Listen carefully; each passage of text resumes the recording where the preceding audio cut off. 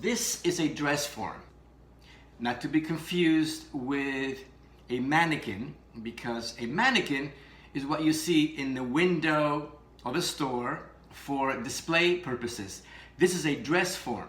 The center of the bust is called the apex. It's very important to know where the center is because everything comes from the apex.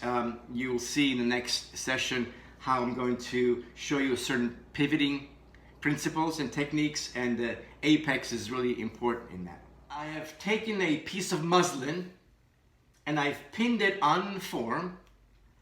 I have a pencil mark across it, kind of dividing it in half, and it's across the apex, and it's straight across, it's parallel to the floor. This is a straight across line parallel to the floor.